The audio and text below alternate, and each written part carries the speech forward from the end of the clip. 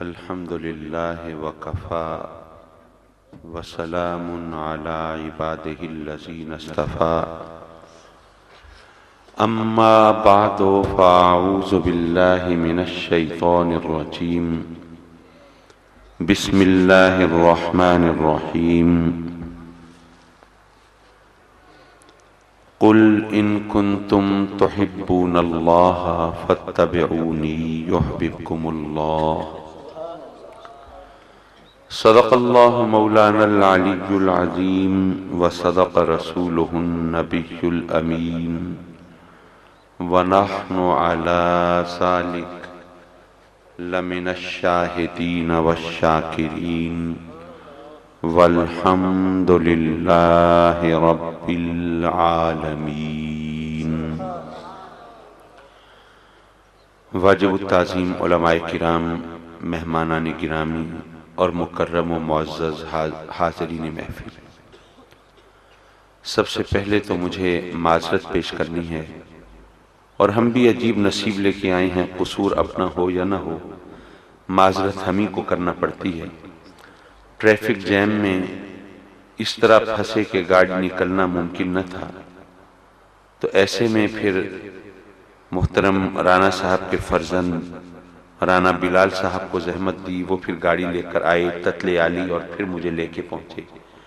اب میں یہاں آپ کی خدمت میں حاضر ہوں، اور ابھی اور بھی وعدوں کی ڈور میں بندھا ہوں، اور یہ آج کی یہ خوبصورت محفل جو بظاہر لگتا ہے کہ کئی مہینوں کی محنت کا ثمر ہوگی، یہ بہت ہی ایمرجنسی میں ایک دن کے کوشش اور کاوش کے نتیجے میں سجائی گئی ہے۔ میں اس کے لیے محترم رانا راشد صاحب کو اور ان کے بچوں کو اور ان کے رفقا کو، ان کے ساتھیوں کو ہدیہ تبریک پیش کرتا ہوں۔ حضرات مکرم، ماہ ربیع الاول ہے، وہ ماہ مقدس جس میں مسلمانان عالم بارگاہ رسالت میں اپنی غلامی کا اقرار اور محبتوں کا اظہار کر رہے ہیں۔ گلی گلی، کوچے کوچے، قریہ قریہ محفلیں سجی ہیں۔ یارو ہم جو کچھ سجاوٹ کریں وہ تو اپنی جگہ، لیکن میں اس بات کو ذرا دوسرے زاویے سے عرض کرنا چاہوں گا۔ آپ جانتے ہیں کہ آقا کریم صلی اللہ علیہ وسلم جس علاقے میں اور جس زمانے میں تشریف فرما ہوئے تھے، وہاں بتوں کی پوجا ہوتی تھی، اور اگر آپ غور فرمائیں تو یہ انسان کی بھی تذلیل ہے اور خدا کے تصور کی بھی توہین ہے کہ اسے بت کی شکل میں ڈھال دیا جائے۔ میں صرف جذبات سے کھیلنے والی بات نہیں کرتا، بلکہ کوشش کرتا ہوں جو بات کہہ رہا ہوں اسے عقل کے ترازو میں بھی تولا جا سکے۔ کوئی ہزاروں سال پہلے کی کوئی مثال دینے کی ضرورت نہیں، آج کی انڈیا میں آپ چلے جائیں، وہاں بھی تو بتوں کی پوجا ہوتی ہے۔ اب ہر شخص کو اپنے گھر میں خدا چاہیے نا، اب ان کے خدا تو بت ہیں، تو ہر گھر میں ان کو خدا چاہیے، لیکن ہر گھر والے کو بت تراشنا تو نہیں آتا، خود وہ بت اور اپنے خدا تو نہیں گھڑ سکتا۔ جب خود صنم گری سے واقف نہیں، جب خود بت تراشی سے واقف نہیں، جب خود اس فن سے آشنا نہیں، تو خدا تو اسے بھی چاہیے، تو وہ کیا کرے گا؟ خدا بازار سے خرید کے لائے گا۔ یارو جہاں خدا بکاؤ ہوں اور گاڈ فار سیل ہوں، اس معاشرے کا جو حالت ہوگی وہ آپ بخوبی تصور کر سکتے ہیں۔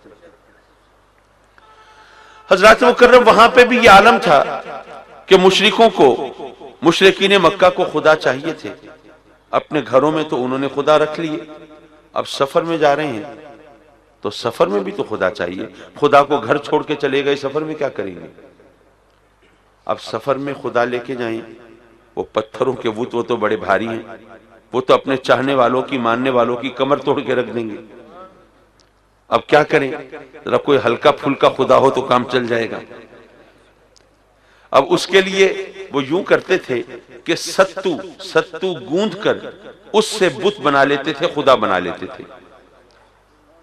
اب وہ ہلکے پھلکے خدا لے کے چل پڑے، راستے میں جہاں انہیں پوجا پاٹ کرنی ہوئی کر لی، جہاں عبادت ریاضت کرنی ہوئی کر لی، اور اگر کبھی کوئی ایسا مرحلہ آیا کہ راشن کی کمی ہو گئی، جان کے لالے پڑ گئے، تو اپنے خداؤں کو پانی میں گھول کے پی گئے۔ حضرات مکرم، جہاں یوں بت پرستی ہوتی تھی، صنم گری ہوتی تھی، ایسے ماحول میں میرے آقا کریم تشریف فرما ہوئے ہیں۔ کن کے گھر؟ حضرت عبداللہ کے گھر۔ آپ کے والد کا نام ہے عبداللہ۔ ان کی بندگی کی نسبت کسی بت سے نہیں تھی، لات سے نہیں تھی، منات سے نہیں تھی، اللہ سے تھی۔ یہاں کم از کم پتہ چلتا ہے کہ جن کا نام رکھا گیا اور جس نے نام رکھا ان کے عقائد و نظریات ہمارے عقیدے کے مطابق تھے صحیح یا نہیں تھے۔ ہمارا ایمان ہے نا کہ آقا کریم کے اسلاف میں، اجداد میں کوئی بھی بت پرست نہیں ہوا، کوئی بھی بت پرست نہیں ہوا۔ اور پھر آپ کو یہ بھی معلوم ہے کہ اس زمانے میں اور اس علاقے میں، چونکہ وہاں عرب میں کوئی باقاعدہ حکومت تو نہیں تھی، قبائلی سلسلہ تھا، تو مختلف قبیلے آپس میں برسر پیکار رہتے تھے، جنگ و جدال کی کیفیت رہتی تھی، ہر وقت ریڈ الرٹ رہتے تھے، نہ جانے کس وقت وہ جنگ شروع ہو جائے، نہ جانے کب ہتھیار اٹھانے پڑے۔ ہتھیار تو ان کا زیور تھے، اور سروں کی فصل کاٹنا ان کا محبوب مشغلہ تھا، اور خون بہانا ان کے نزدیک مردانگی کی علامت تھا۔ ایسے ماحول میں جہاں پر یہ کیفیت تھی، میرے آقا کریم کی والدہ ماجدہ کا نام ہے آمنہ، امن والی۔ اور پھر آپ جانتے ہیں کہ وہاں تحمل اور برداشت نام کو نہیں تھا۔ کوئی اگر آوازہ کس دے، کوئی بات کہہ دے تو اس کو پی جانا، یہ تو بزدلی تھی، یہ تو نامرد ہونے کی علامت تھی، یہ تو انتہائی کم ہمتی تھی۔ کسی کی بات کو گوارا یہ کرنا ان کی فطرت میں نہیں تھا۔ ذرا ذرا سی بات پر نسل در نسل انتقام در انتقام کا سلسلہ شروع ہو جاتا تھا۔ گھوڑے کو پانی پہلے میں نے پلانا ہے کہ تم نے پلانا ہے، صرف اتنی سی بات پہ جھگڑا شروع ہوا اور کئی نسلیں خون کے سمندر میں غرق ہو گئیں۔ ایسے ماحول میں جہاں ان کے اندر بات سننا اور سہنا، تحمل اور برداشت یہ کسی صورت میں قابل قبول نہیں تھی، ایسے میں میرے آقا کریم کی دائی اماں کا نام ہے حلیمہ، حلم والی۔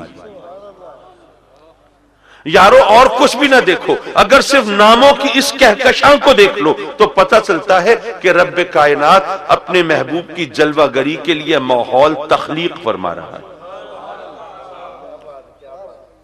اور ویسے تو ہمارا ایمان ہے کہ ساری کائنات ہی اس نے اپنے محبوب کے لیے تخلیق فرمائی ہے، اور یہ صرف جوش بیان نہیں ہے، یہ زور خطابت نہیں ہے، یہ عقیدتوں اور محبتوں کی کرشمہ گری نہیں ہے یارو، یہ وہ حقیقت ہے جس کا اظہار خود رب کائنات کی طرف سے زبان رسالت کے ذریعے ہو رہا ہے۔ احادیث قدسی آپ نے سنی ہے نا، لولا کلمہ خلقت الدنیا، لولا کلمہ خلقت الافلاک، لولا کلمہ اظہرت الربوبیت۔ اے محبوب، اگر تو نہ ہوتا یہ ارض و سما نہ ہوتے، یہ شمس و قمر نہ ہوتے، یہ دشت و جبل نہ ہوتے، یہ بساط ہستی نہ بچھاتا، نگار خانہ قدرت نہ سجاتا، اور گردش لیل و نہار قائم نہ فرماتا، یہ ساری بساط بچھائی ہے تیرے لیے۔ حضرات مکرم، بعض لوگ یہ سوال کرتے ہیں، ویسے تو میرا خیال ہے کہ یہ بہت اب بات آؤٹ ڈیٹڈ ہو چکی، فرسودہ ہو چکی کہ جی میلاد منانا چاہیے یا نہیں منانا چاہیے، لیکن کم از کم جو اس خوبصورت اور باوقار اور بابرکت محفل میں حاضر ہیں، ان کی تسکین اور تسلی کے لیے کہ ہم ایک بہت اچھے بابرکت کام کے لیے حاضر ہیں جو رب کی رحمتوں کے نزول اور ان کے حصول کا سبب ہے، تو اس لیے میں یہ عرض کرتا چلوں۔ بعض لوگ کہتے ہیں کہ آپ کہتے ہیں میلاد منانا اتنا باعث برکت ہے، اس سے اتنی اللہ کی رحمتیں نازل ہوتی ہیں، یہ اتنی شاندار چیز ہے، تو اگر واقعی یہ اتنی اہم بات ہوتی تو قرآن میں کہیں میلاد کا ذکر تو ہونا چاہیے۔ تو اگر قرآن میں میلاد کا لفظ دکھا دیں تو ہم بھی میلاد منائیں گے، اور اگر نہ دکھا سکیں تو آپ کو بھی سوچنا چاہیے کہ اتنی بابرکت چیز اس کا ذکر ہی نہیں قرآن میں کہیں۔ حضرات مکرم، ہمارے سیدھے سادے سنی حضرات وہ ایسی باتوں سے بہت جلدی مروب ہو جاتے ہیں، جی ذرا قرآن میں میلاد کا لفظ نکال کے دکھائیں۔ واقعی قرآن میں میلاد کا لفظ تو نہیں آیا۔ اب اس بنیاد پر کوئی میلاد النبی منانے کا انکار کرے تو یارو میں ایک دوسری بات عرض کروں گا۔ میں آپ سے اگر یہ پوچھوں کہ یہ بتائیے کہ اسلام کی بنیاد کس عقیدے پر ہے جس پر کوئی جھگڑا اور اختلاف نہ ہو؟ توحید پر ہے، اس میں تو کوئی شک نہیں، کوئی اعتراض نہیں۔ اسلام کا بنیادی عقیدہ ہے توحید۔ اگر کوئی کافر ہو، غیر مسلم ہو، وہ آپ سے پوچھے کہ آپ کے دین کی بنیاد کیا ہے، آپ کہیں گے توحید۔ وہ کہیں گے اچھا یہ بتائیں قرآن کیا ہے، آپ کہیں گے تجھے کیا پتا قرآن کیا ہے؟ یہ اللہ کا کلام ہے، لافانی اور لازوال کلام، جو انسانیت کی فلاح و نجات کے لیے ضروری، اور ہر وہ چیز جو انسان کی بھلائی کے لیے چاہیے وہ قرآن کے اندر موجود ہے۔ سب کچھ قرآن میں ہے کہ نہیں ہے؟ اب وہ کافر، وہ غیر مسلم، وہ کہے کہ جی آپ کہتے ہیں کہ سب کچھ قرآن کے اندر موجود ہے اور آپ کہتے ہیں کہ آپ کے دین کی بنیاد توحید ہے، تو ذرا قرآن مجید اٹھائیے، اس کی ورگردانی کیجئے، اور پورے قرآن میں کسی ایک جگہ اگر توحید کا لفظ دکھا دیں تو ہم بھی ایمان لے آئیں، مسلمان ہو جائیں۔ اور اگر نہ دکھا سکے تو آپ کو بھی سوچنا چاہیے کہ جس کتاب کے بارے میں آپ کہتے ہیں کہ سب کچھ ہے، اس میں آپ کے دین کی بنیاد نہیں ہے۔ اب صورتحال یہ ہے کہ پورے قرآن میں توحید کا لفظ تو کہیں نہیں آیا۔ اب اس بنیاد پر جو توحید کا اور اسلام کا انکار کرے اسے کیا جواب دو گے یارو؟ وہ لوگ تو نہیں دے سکیں گے، کیونکہ وہ تو اس قسم کے اعتراض کرنے والے ہیں، وہ تو ہم ہی دیں گے۔ ہم کہیں گے کہ بھائی توحید کا لفظ اگر قرآن میں نہیں آیا تو کیا ہوا؟ اللہ کے ایک ہونے کا ذکر تو قرآن میں آیا ہے، تو توحید اور کسے کہتے ہیں؟ اللہ کا ایک ہونا یہی توحید ہے نا؟ تو یہ توحید کا ذکر دیکھو قرآن میں ہے کہ نہیں ہے، لفظ آنے نہ آنے سے کیا فرق ہوتا ہے؟ اللہ کے ایک ہونے کا ذکر تو ہے، تو وہ جو ذکر ہے وہی توحید کی بنیاد ہے، وہی توحید کی اصل ہے، بلکہ وہی توحید ہے۔ میں بھی عرض کروں گا کہ یارو اگر میلاد کا لفظ قرآن میں نہیں آیا تو کیا ہوا؟ میرے آقا کریم کی تشریف آوری کا ذکر تو قرآن میں آیا ہے، تو یارو میلاد اور کسے کہتے ہیں؟ وہ جو میلاد، جو تشریف آوری کا ذکر ہے، دیکھو کس کس انداز سے ہے اور کن کن الفاظ میں ہے، اور اللہ نے اپنے محبوب کے جلوہ گر ہونے کے لیے کیا کیا پیرایہ اظہار منتخب فرمایا ہے۔ کہیں فرمایا هو الذی ارسل رسولہ بالہدی، کہیں فرمایا قد جاءکم من اللہ نور، کہیں فرمایا لقد من اللہ علی المؤمنین اذ بعث فیہم رسولا، اور کہیں فرمایا یا ایہا النبی انا ارسلناک شاہدا ومبشرا ونذیرا، اور کہیں فرمایا لقد جاءکم رسول من انفسکم، اور کہیں فرمایا وما ارسلناک الا رحمۃ للعالمین۔ یارو ذرا آنکھیں کھول کر دیکھو، سارا قرآن تو میرے آقا کے میلاد سے بھرا ہوا ہے۔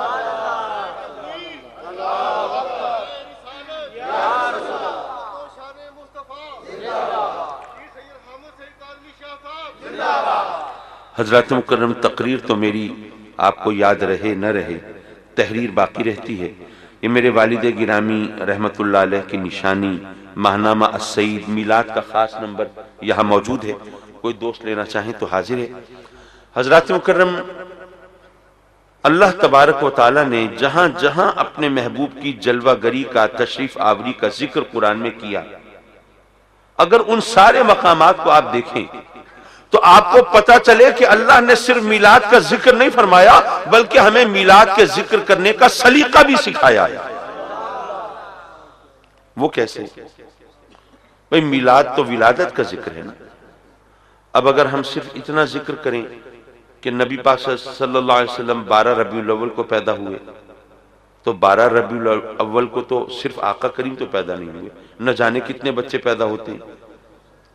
اگر کہیں کہ نبی پاک پیر کے دن پیدا ہوئے تو پیر کے دن اور بھی بے شمار بچے پیدا ہوتے ہیں۔ اگر کہیں مکہ شہر میں پیدا ہوئے تو یہ بھی کوئی ایسی خاص بات نہیں ہے، مکہ شہر میں رہنے والوں کو بھی اللہ تعالیٰ بچے عطا فرماتا ہے۔ اگر کہیں کہ صبح صادق کے وقت پیدا ہوئے تو یہ بھی کوئی ایسی انوکھی بات نہیں ہے، وہ اس ٹائم میں بھی اللہ کے فضل و کرم سے لوگوں کے گھر ولادت ہوتی ہے۔ یارو یہ تمام باتیں وہ ہیں جن کے اندر کوئی انفرادیت نہیں ہے، کوئی خصوصیت نہیں ہے۔ رب کائنات اپنے محبوب کی تشریف آوری کا ذکر جہاں بھی کرتا ہے، ساتھ ہی اپنے محبوب کے کچھ کمالات کا ذکر بھی کرتا ہے، کچھ اوصاف کا ذکر بھی کرتا ہے، کچھ محامد و محاسن کا ذکر بھی کرتا ہے، جیسے لقد من اللہ علی المؤمنین اذ بعث فیہم رسولا۔ یہاں بتایا کہ میں نے کسی اور نعمت کا احسان نہیں جتایا، لیکن اپنے محبوب کے تشریف آوری پر میں نے احسان جتایا ہے۔ پتہ یہ چلا باقی ساری نعمتیں ہیچ ہیں میرے محبوب کے مقابلے میں، یہ میری نعمت عظمیٰ ہے۔ اسی طرح اگر فرمایا هو الذی ارسل رسولہ بالہدی تو بتایا کہ وہ محبوب مقدس آ رہا ہے، ارے جو ہدایت لے کے آ رہا ہے، تمہیں ہدایت ملے گی تو میرے محبوب کے حوالے سے ملے گی، تو وہ نبی بھیجا ہے جو تمہیں ہدایت دینے والا ہے، صراط مستقیم پر چلانے والا ہے۔ تم گناہوں کی دلدل میں دھنسے ہوئے تھے، ارے تمہیں اس سے ہٹانے والا ہے۔ تم کفر و شرک میں مبتلا تھے، تمہیں توحید کا درس دینے والا ہے۔ تم بتوں کے سامنے جھکتے تھے، وہ وحدہ لا شریک کی بارگاہ میں جھکانے والا ہے۔ ارے تم ننگے انسانیت بن چکے تھے، وہ فخر ملائکہ بنانے والا ہے۔ اسی طرح اگر فرمایا قد جاءکم من اللہ نور تو میرے آقا کریم کی نورانیت کا ذکر آیا۔ اگر فرمایا یا ایھا النبی انا ارسلناک شاہدا ومبشرا ونذیرا تو دیکھیے اللہ نے اپنے محبوب کے کتنے اوصاف کا ذکر کیا، شاہد بتایا، مبشر بتایا، نذیر بتایا، سراج منیر بتایا، اور وما ارسلناک الا رحمتا للعالمین، وہ محبوب بھیج رہا ہوں جو کہ تمام جہانوں کے لیے رحمت مجسم ہے۔ یارو ہر جگہ اللہ نے اپنے محبوب کے مختلف کمالات کا ذکر کیا، محامد و محاسن کا ذکر کیا، تو ہمیں بھی یہ چاہیے کہ ہم یہ بتائیں کہ 12 ربیع الاول کو پیر کے دن صبح صادق کے وقت مکہ شہر میں سیدہ آمنہ کے بطن مبارک سے اس بچے نے جنم لیا جس کی ولادت کے ساتھ آتش کدہ فارس، وہ آتش کدہ جو 1000 سال سے روشن تھا اور جس میں آگ بجھی نہیں تھی اور اس کی مسلسل پوجا ہو رہی تھی، وہ میرے آقا کریم کی پیدائش کے ساتھ وہ بجھ گیا تھا، وہ ختم ہو گیا تھا۔ وہ بچہ پیدا ہوا کہ جس کے پیدا ہوتے ہی وہ کعبے کے اندر وہ بت جن کی پوجا ہوتی تھی وہ اوندھے منہ گر پڑے تھے۔ ارے وہ بچہ پیدا ہوا کہ جس کی ولادت کے ساتھ وہ کسرا کے محل کے کنگرے گر پڑے تھے۔ حضرات مکرم، اور پھر یہ بھی عرض کروں کہ وہ بچہ پیدا ہوا جس کی ولادت پر وہ ابلیس اور اس کی ساری ذریت وہ ماتم کر رہی تھی کہ اب وہ ہستی آ گئی ہے کہ اب حق و باطل میں امتیاز لوگوں کے لیے مشکل نہیں ہوگا، اب دھوکہ دینا آسان نہیں ہوگا، اب مغالطوں میں ڈالنا آسان نہیں ہوگا، اب لوگوں کے سامنے صراط مستقیم اور گمراہی کا راستہ یہ سب واضح ہوگا۔ اب اگر کوئی گمراہ ہوتا ہے تو اس کی مرضی، اور صراط مستقیم پر چلتا ہے تو یہ پھر اللہ کا کرم۔ حضرات مکرم، یہ میرے آقا کریم کی ولادت کی سعادتیں ہیں۔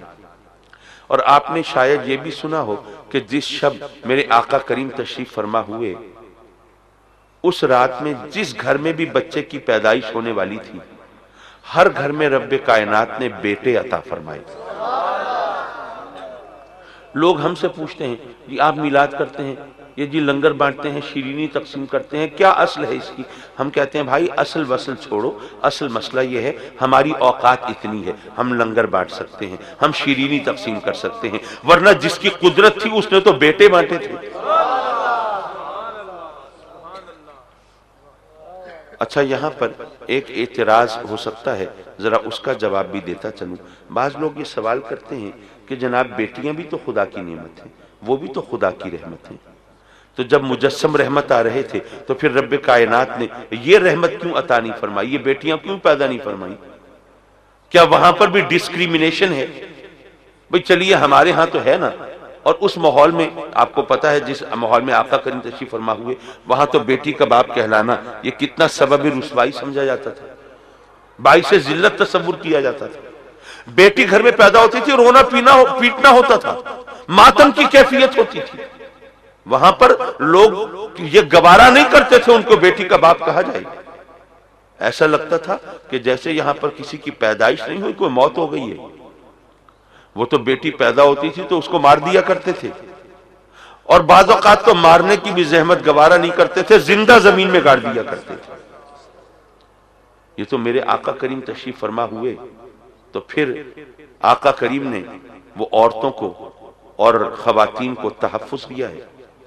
اور یارو یہ بھی تاریخ کا جبر ہے، یہ بھی ستم ظریفی ہے کہ جس ہستی سے اور جس کے دین سے اور جس کے عقیدے سے وہ خواتین کو، عورتوں کو، صنف نازک کو تحفظ ملا تھا، آج اسی دین کو، اسی ہستی کو الزام دیا جاتا ہے کہ دیکھیں جی ان کو تو عورتوں کے اوپر اتنی پابندیاں ہیں۔ ایک بار ایک نن مجھ سے بحث کرنے لگی، آپ اپنے بچوں کو، آپ اپنے گھر کے ینگسٹرز کو آپ اجازت نہیں دیتے وہ میل جول کی، ہم لوگوں سے ملنے کی، عام لوگوں سے ملنے کی؟ میں نے کہا کہ جی بات یہ ہے کہ آپ کے معاشرے میں بھی اگر کوئی رائل فیملی کا، شاہی خاندان کا کوئی فرد ہو اور عوام سے رابطہ رکھے تو وہ اس پر تنقید ہوتی ہے، آپ نہیں ملنے دیتے، اعتراض کرتے ہیں یہ شاہی خاندان ہے، اس کے میل جول کی عام لوگوں سے اجازت نہیں۔ میں نے کہا کہ تم نے جو عزت شاہی خاندان کو دی ہے، اسلام نے وہ عزت ہر فرد کو دی ہے۔ یہ کیوں ملو اس طرح؟ عزت پہ دھبا کیوں لگے؟ لوگ باتیں کیوں بنائیں؟ ارے تمہارے لیے کوئی سبب تضحیک کیوں بنے؟ اپنے بچوں کو ذرا اپنے دیکھ بھال رکھو اور ان کو اس طرح آوارہ نہ ہونے دو۔ ارے تم نے یہ پیمانے صرف شاہی خاندان کے لیے بنائے ہیں، اور اسلام نے یہ عزت ہر انسان کے لیے رکھی ہے۔ حضرات مکرم، ایک تو گھڑی دیکھ رہا ہوں اور مجھے آپ سے اجازت بھی لینی ہے، لیکن جو آیہ کریمہ تلاوت کی اس کے پس منظر میں چند باتیں اور پھر آپ سے اجازت۔ قل، اچھا آپ کو یہ تو پتا ہے کہ آنتیں قل ہو اللہ پڑھتی ہیں اور قل خانی بھی ہوتی ہیں، لیکن لفظ قل کا کیا مطلب ہے پتہ نہیں آپ کو معلوم ہے یا نہیں؟ علماء تو جانتے ہیں، جو مجھ جیسے ہیں ان کو بتاتا چلوں۔ قل کا مطلب ہے جب رب کائنات فرماتا ہے قل تو وہ اپنے محبوب کو فرماتا ہے اے محبوب کہہ دے۔ قل کا مطلب ہے کہہ دے، بتا دے، ارشاد فرما دے، میرے بندوں کو اعلان کر دے۔ قل کا مطلب ہے کہہ دے، ٹھیک ہے۔ عام طور پر میں نے دیکھا ہے کہ علماء کرام لفظ قل سے سرسری گزر جاتے ہیں، حالانکہ اگر آپ غور فرمائیں تو ہر وہ مقام جہاں پر رب کائنات نے قل فرمایا ہے اس کے اندر کوئی نہ کوئی مفہوم کی نزاکت موجود ہے، ہر مقام پہ۔ اب وقت نہیں ہے کہ میں ان چند ایک مقامات کو سامنے لے کے وہ نزاکتیں آپ کے سامنے پیش کروں، لیکن جو آیہ کریمہ پڑھی ہے کم از کم اس پر تو عرض کر سکتا ہوں۔ رب کائنات فرماتا ہے قل اے محبوب کہہ دے، کن سے کہہ دے؟ ان کنتم تحبون اللہ، ارے جو جن کا دعویٰ ہے کہ وہ اللہ سے محبت کرتے ہیں ان سے کہہ دے۔ مولا جن کا یہ دعویٰ ہے کہ وہ تجھ سے محبت کرتے ہیں تو مولا تو اپنے نبی سے کہہ رہا ہے کہ ان کو کہہ دے۔ تو مولا تو نے قرآن میں فرمایا یا ایھا الذین آمنو، اے ایمان والو، ایمان والوں سے خطاب کیا، بلکہ تو نے تو یہاں تک فرمایا یا ایھا الناس، اے لوگو، ہر ایرے غیرے کو خطاب کیا۔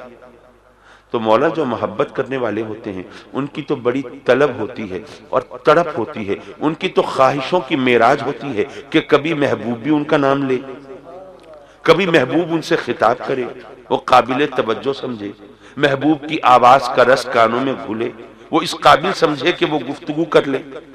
یہ تو محبت کرنے والوں کی معراج ہوا کرتی ہے۔ تو مولا تو نے یا ایھا الذین آمنو کہا، یا ایھا الناس کہا، لیکن مولا یہ محبت کرنے والوں کا یہ حق نہیں تھا کہ ان سے بھی خطاب کر لیتا؟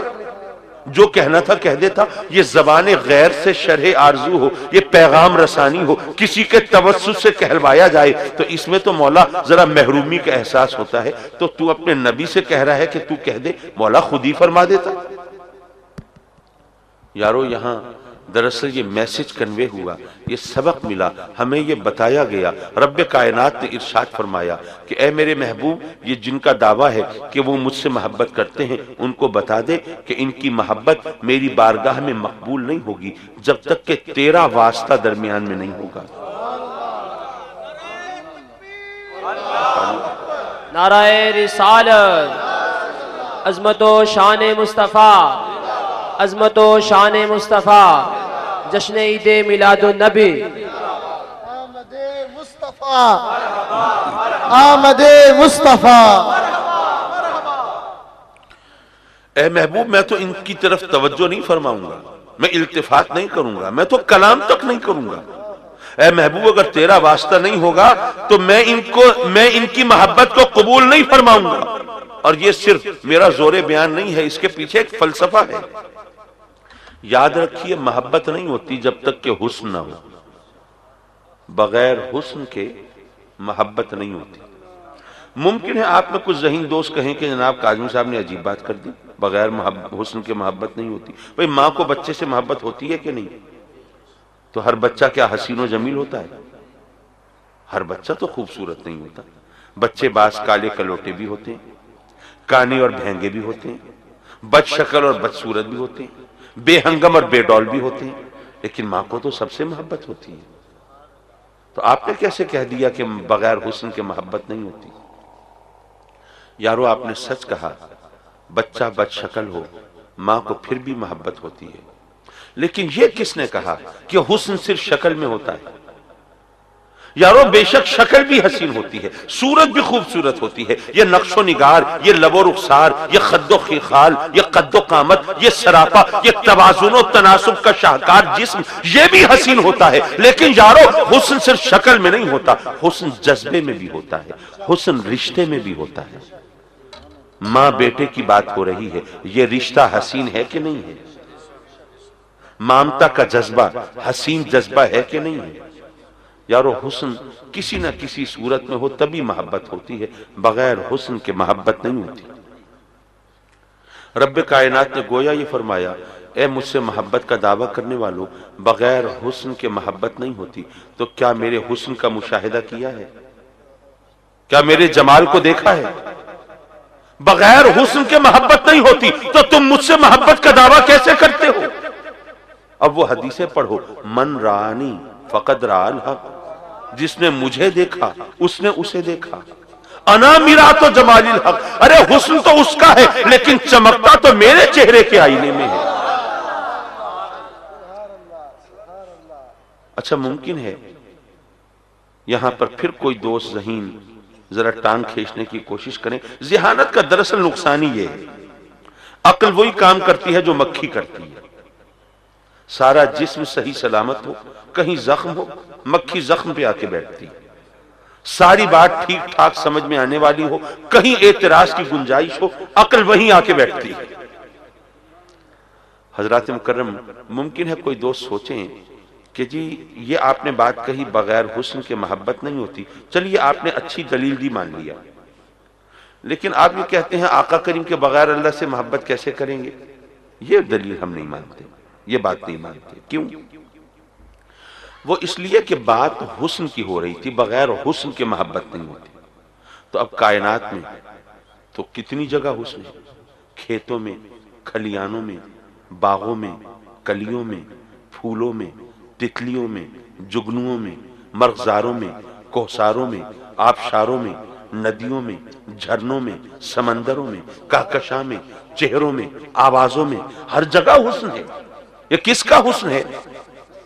اللہ کا ہے نا، اسی کا حسن ہے۔ اب یہ یہاں پہ یہ کیا خوبصورت کہکشاں کی صورت بنی ہوئی ہے، اب یہ حسین منظر ہے نا، تو مناظر میں حسن ہوتا ہے، مظاہر میں حسن ہوتا ہے، یہ اسی کا حسن ہے۔ تو یہ کائنات میں اس کا حسن ہر طرف ہے، اس حسن کو دیکھ کے ہم اس سے محبت کر سکتے ہیں۔ آپ کیسے کہتے ہیں نبی کریم کے بغیر محبت کیسے ہوگی؟ میں عرض کروں گا یہ بھی آپ نے سچ کہا کہ تمام کائنات میں ہر طرف حسن اسی کا ہے، لیکن یارو ایک بات یاد رکھنا، ذہن نشین رکھنا، یہ تمام کائنات میں اس کا حسن بکھرا ہوا ہے اور میرے آقا کریم کی ذات میں سمٹا ہوا ہے۔ سبحان اللہ۔ یارو جس ذات میں اپنے حسن کے جلوے سمیٹ کے رکھ دیے ہیں، ارے اس سے کنی کترا کے اور نگاہیں چرا کے اور آنکھیں بچا کے تم اللہ سے محبت کا دعویٰ کرو، وہ مقبول کیسے ہو سکتا ہے؟ حضرت مکرم رب کائنات نے یہ وضاحت فرمائی، قل اے محبوب تو کہہ دے، میرے بندوں کو بتا دے، اگر تجھے بائی پاس کر کے آئیں گے نا مجھ سے محبت کرنے میں قبول نہیں فرماؤں گا۔ سبحان اللہ۔ اچھا مولا تیرے محبوب کے ذریعے سے محبت قبول ہوگی، اب تو رب ہے، اللہ ہے، خالق ہے، مالک ہے، اب تیرے سامنے کوئی اڑی تو نہیں کر سکتا، ٹھیک ہے مولا تیرا حکم ہے، مان لیا، سر تسلیم خم، تو اپنے محبوب کے ذریعے کہلوائے گا، تیرے محبوب کے واسطے کے بغیر محبت قبول نہیں ہوگی، لیکن مولا ہمارا اصل دعویٰ تو یہ تھا کہ ہم تجھ سے محبت کرتے ہیں۔ تو مولا پھر یہ فرما دیتا کہ اے میرے نبی میرے بندوں کو فرما دے کہ اگر تم اللہ سے محبت کرتے ہو تو پھر اللہ کی اتباع کرو، لیکن اللہ نے اپنی اتباع کا حکم نہیں دیا، اپنے محبوب کی اتباع کا حکم دیا۔ مولا محبت تجھ سے تھی تو پھر اتباع بھی اپنی کراتا نا، پھر محبوب کی اتباع کا حکم کیوں دیا؟ یارو علماء نے اس کا جواب یہ دیا کہ اتباع کہتے ہیں پیچھے چلنے کو، اتباع کہتے ہیں نقش قدم اختیار کرنے کو۔ کیا خیال ہے اگر میں آپ سے کہوں کہ اللہ کے پیچھے چلیں تو ادھر چلیں گے کہ ادھر چلیں گے؟ اللہ سمتوں اور جہتوں سے پاک ہے، وہ اطراف و اکناف سے پاک ہے، وہ ڈائریکشنز اینڈ ڈائمنشن سے پاک ہے، وہ آگے پیچھے دائیں بائیں اوپر نیچے ان تصورات اور اعتبارات سے پاک ہے۔ تو اب جب اللہ کے پیچھے ہم نہیں چل سکتے تو اللہ کی اتباع کیسے کریں گے؟ اللہ قدم سے پاک ہے، نقش قدم سے پاک ہے، ہم اس کی اتباع نہیں کر سکتے، اس لیے اس نے اپنے محبوب کی اتباع کا حکم دیا ہے۔ لیکن یار لوگوں کی تسلی نہیں ہوئی، کہنے لگے کاظمی صاحب دیکھیں ہمیں باتوں میں نہ الجھائیں، یہ خامخواہ کی باتیں نہ کریں، ٹھیک ہے ہم اللہ کی اتباع نہیں کر سکتے، لیکن ہم نے کب کہا تھا کہ ہم اللہ کی اتباع کرنا چاہتے ہیں؟ ہمارا دعویٰ تو صرف یہ تھا کہ ہم اللہ سے محبت کرتے ہیں، اتباع کا شوشہ تو اس نے خود چھوڑا ہے۔ وہ نہ کہتا اتباع کرو، وہ کہہ دیتا طاعت کرو۔ اللہ کی اتباع نہیں کر سکتے، طاعت تو کر سکتے ہیں نا، اس نے قرآن میں حکم دیا بھی ہے اطیعوا اللہ، اللہ کی طاعت کرو۔ تو پھر فرما دیتا کہ اے میرے نبی اے میرے محبوب میرے بندوں سے کہہ دے اگر تم اللہ سے محبت کرتے ہو تو اللہ کی طاعت کرو۔ اور یہ بات زیادہ فصیح ہوتی، زیادہ بلیغ ہوتی، کیوں؟ وہ اس لیے کہ طاعت کسے کہتے ہیں؟ طاعت کا مادہ ہے توئے واو عین، اور طاعت کا مطلب ہوا خوش کرنا، راضی کرنا۔ تو کا مطلب ہے خوشنودی اور رضا، طاعت کا مطلب ہوا راضی اور خوش کرنا۔ تو ظاہر ہے کہ آدمی کو جس سے محبت ہوتی ہے پھر اسے خوش بھی تو کرنا چاہتا ہے نا۔ تو اللہ فرما دیتا کہ اے محبوب میرے بندوں سے کہہ دے کہ اگر تم اللہ سے محبت کرتے ہو اس کی طاعت کرو، اس کو خوش کرنے کی کوشش کرو، محبوب کو راضی کرنا یہ تو محبت کرنے والوں کا اولین فرض ہوتا ہے۔ لیکن نہیں، رب کائنات نے گویا یہ فرمایا کہ اے میرے بندو تمہیں کیا پتا میں کس چیز سے خوش ہوتا ہوں، کس سے ناخوش ہوتا ہوں، کس سے راضی ہوتا ہوں، کس سے ناراض ہوتا ہوں۔ بھئی میری خوشی ناخوشی بھی تو تمہیں میرا محبوب بتائے گا نا، میرے محبوب کے ذریعے کے بغیر تو تم مجھے خوش بھی نہیں کر سکتے، راضی بھی نہیں کر سکتے۔ تمہیں کیا خبر کس چیز سے راضی ہوں گا، کس پر ناراض ہو جاؤں گا۔ تو چونکہ میرے محبوب کے واسطے کے بغیر تمہاری میری محبت پروان نہیں چڑھ سکتی، اس لیے تمہیں محبوب کی اتباع کا حکم دیا، اور اس میں بھی تمہاری بھلائی ہے۔ وہ کیسے؟ اس لیے کہ جب تم میرے محبوب کی اتباع کرو گے تو کیا ہوگا؟ محبت کرنے والوں کی سب سے بڑی خواہش کیا ہوتی ہے؟ کہ ان کو جواباً محبت ملے محبوب سے۔ بھئی آدمی بھینس کے آگے بیل نہ بجائے نا، اور پتھروں سے سر نہ پھوڑے نا، جس سے محبت کی ہے ذرا وہاں سے رسپانس بھی ملے، وہاں سے جواب بھی لے، محبت کا جواب محبت سے ملے، یہ محبت کرنے والوں کی اولین خواہش ہوتی ہے۔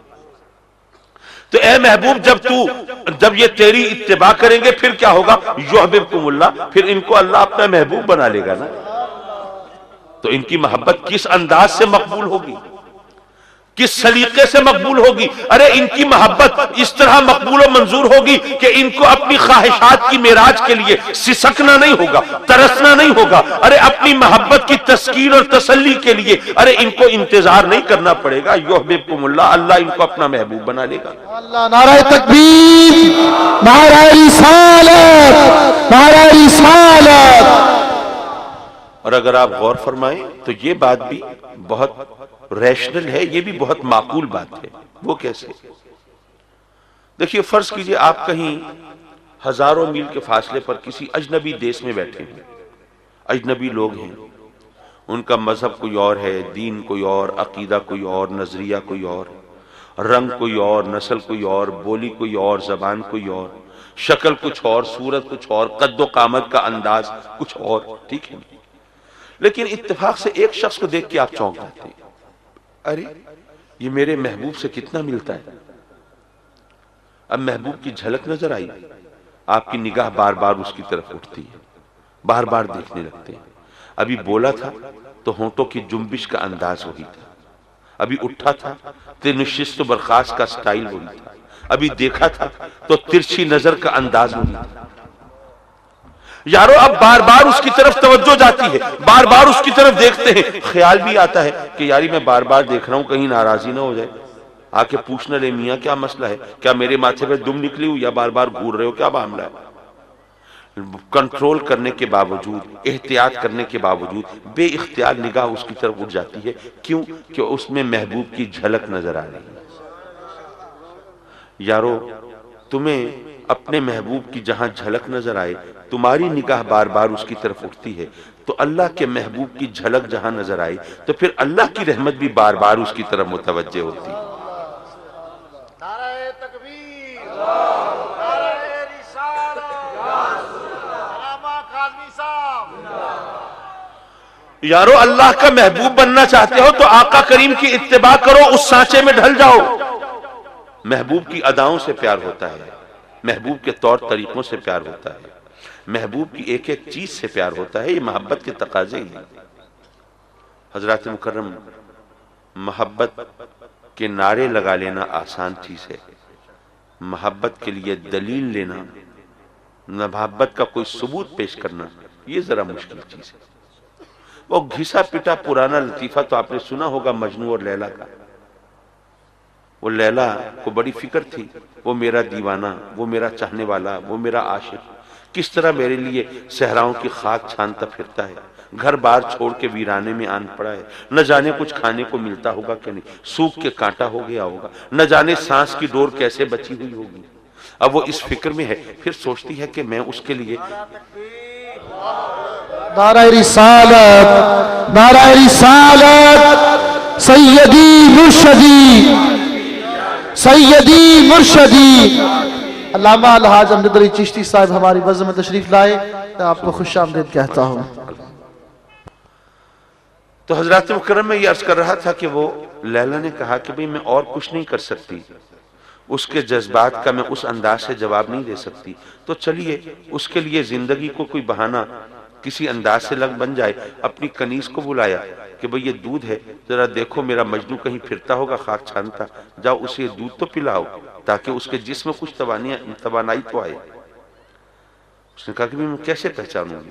ان کا تم جانا، وہ ظاہر ہے مجنو تو مجنو ہوتے ہیں، نظر آ جائیں گے، ویرانے میں ہوگا، کوئی کام نہیں کر رہا ہوگا، خاک چھان رہا ہوگا بیچارہ، میری یاد میں آہیں بھر رہا ہوگا۔ اب وہ کنیز نکلتی ہے دودھ کا برتن لے کے جنگل کی طرف، ایک درخت کے نیچے ایک بندہ بیٹھا ہوا ہے، وہ سوچتی ہے یہ بھی کچھ نہیں کر رہا، اب یہ مجنو کے منہ پہ تو نہیں لکھا ہوگا مجنو ہے، چلو پوچھ لیتی ہوں، بھائی تم مجنو ہو؟ بھائی کیا کام ہے مجنو سے؟ کہا وہ مجنو کی لیلا نے اس کے لیے دودھ بھیجا ہے۔ کہا ہاں پھر میں ہی مجنو ہوں۔ وہ جناب دودھ لے کے غٹا غٹ چڑھا گیا۔ اب وہ کنیز واپس آئی، لیلا نے پوچھا ہاں بھائی مجنو ملا؟ ہاں جی ملا۔ یہ دودھ دیا؟ ہاں جی۔ وہ بڑا خوش ہوا کہ لیلا نے اس کے لیے بھیجا ہے، تحفہ بھیجا، فوراً پی لیا اس نے۔ اچھا، اس کو کچھ تسکین ہو گئی۔ اگلے دن پھر اس نے دودھ بھیجا، پھر یہی ماجرا ہوا۔ 3-4 دن گزر گئے۔ اب لیلا پریشان کہ یہ عجیب مجنو ہے، یہ دودھ لے کے پی لیتا ہے، کوئی ملنے کی آس امید نہیں پوچھتا، کوئی تڑپ کا اظہار نہیں کرتا، کوئی پیغام کوئی سندیسہ نہیں بھیجتا، یہ کیسا مجنو ہے؟ یقیناً کوئی چکر ہے۔ اس نے کہا کہ اچھا آج ایسا کرو، خالی برتن لے کے جاؤ اور اس سے کہو کہ لیلا کو خون کی ضرورت ہے۔ کہا اچھا۔ اب وہ برتن لٹکائے پہنچی جا رہی ہے، وہ صاحب بیٹھے میں انتظار میں، دور سے اچھا لاؤ بھائی لاؤ، لیلا نے دودھ بھیجا ہے۔ کہ نہیں آج لیلا نے دودھ نہیں بھیجا، اس نے خون مانگا ہے۔ تو فوراً ہی اس نے بوریا بستر اٹھایا، بھئی ہم تو ہیں دودھ پینے والے مجنو، وہ خون دینے والے کوئی اور ہوں گے۔ یارو محبت کا دعویٰ کرنا آسان ہے، دلیل لانا مشکل ہے۔ حضرات مکرم، اور یہ بات بھی ذہن میں رکھیے گا کہ یہ آپ محافل میلاد کر رہے ہیں، یہ چراغاں ہے، یہ ایک کہکشاں کی صورت ہے، بے شک یہ آقا کریم سے محبت کا اعلان ہے، یہ اظہار ہے، یہ محبت کی نشانیاں ہیں، میں مانتا ہوں، لیکن یاد رکھو کہ نشانی اور چیز ہوتی ہے، حقیقت اور چیز ہوتی ہے۔ حقیقت ہو تو نشانی کا فائدہ ہے نا۔ اگر حقیقت نہ ہو تو نشانی کا کیا کام؟ جیسے آج کل بہت سی جماعتیں کس طرح چل رہی ہوتی ہیں، بس ایک بورڈ رکھا ہوا ہوتا ہے، اندر کوئی دفتر وغیرہ کچھ نہیں ہوتا، اور وہ نشانی تو ہوتی ہے، حقیقت نہیں ہوتی، اس لیے پھر جماعتیں کام نہیں کرتی۔ یارو جب تک حقیقت نہ ہو نشانی بے فائدہ ہوتی ہے۔ جیسے اب کہتے ہیں نا کہ مونچھیں جو ہیں مردوں کی نشانی ہے، تو اب یہ مونچھیں کسی آپ عورت کے لگا دیں تو کیا وہ مرد ہو جائے گی؟ ظاہر ہے مرد تو نہیں ہوگی، وہ ایک جعلی چیز ہے، وہ ہٹ جائے گی، بات ختم ہو جائے گی۔ اگر واقعی اللہ رسول سے محبت ہے تو ذرا سوچو، تمہیں اگر کسی سے محبت ہو، اگر کسی کی زلف گرہ گیر کے اسیر ہوئے، کسی کے تیرے نگاہ ناز سے گھائل ہوئے، اگر کسی کے رخساروں کی شفق کی روشنی میں اپنی منزل کا نشان ڈھونڈنے کے لیے نکلے، تو یارو اب تم چاہتے ہو محبوب مائل بکرم ہو، اس کی توجہ ہو، لیکن وہ تغافل برت رہا ہے، بے توجہی کر رہا ہے، سادہ لفظوں میں کہیے وہ لفٹ نہیں کرا رہا ہے۔ اب اسی تگ و دو میں ہے، کوئی صورت ایسی نکلے، راتوں کو نیند نہیں آ رہی، منصوبہ سازی ہو رہی ہے، محبوب کو راضی کیسے کروں، متوجہ کیسے کروں، وہ کون سا تیر ماروں، وہ کون سا کارنامہ سر انجام دوں کہ محبوب ذرا متوجہ تو ہو میری طرف۔ سردیوں کے دن ہو، راتوں کا وقت ہو، کڑاکے کی سردی پڑ رہی ہو، ذرا رم جھم کا سما ہو، اور کوئی کان میں آ کے کہے کہ محبوب کو راضی کرنا ہے نا، سنہرا موقع ہے، جاؤ فلاں دکان سے گرما گرم گجریلا پکڑ کے لے آؤ۔ یارو پھر سردی راستہ نہیں روکے گی، پھر بارش بھی کچھ نہیں چاہے گی، پھر بھاگے جا رہے ہوں گے کہیں مجھ سے پہلے کوئی اور گجریلا لے کے نہ پہنچ جائے گا۔ یارو یہ ادنا محبت ہے، یہ حیوانی محبت ہے۔ ارے اس میں موسم کے سرد و گرم کا لحاظ نہیں رہتا، اور محبوب کو راضی کرنے کے لیے اگر کوئی تکلیف پہنچے، کوئی زخم لگے، وہ بھی پھول محسوس ہوتا ہے۔ تو یارو اللہ رسول سے محبت کا دعویٰ کرتے ہو، اور پھر ہم کہیں کہ بھائی نماز پڑھ لو، اللہ رسول کو راضی کرنا ہے، زکوٰۃ دو، اللہ رسول کو راضی کرنا ہے، ارے روزے رکھو، وہاں پر پھر بہانہ سازی ہو رہی ہوتی ہے۔ یارو اللہ کو تو بے وقوف نہیں بنا سکتے، اس کو رسول کو، اس کے رسول کو بھی نہیں بنا سکتے، تو خدا کے لیے اپنے آپ کو بے وقوف بنانا چھوڑ دو۔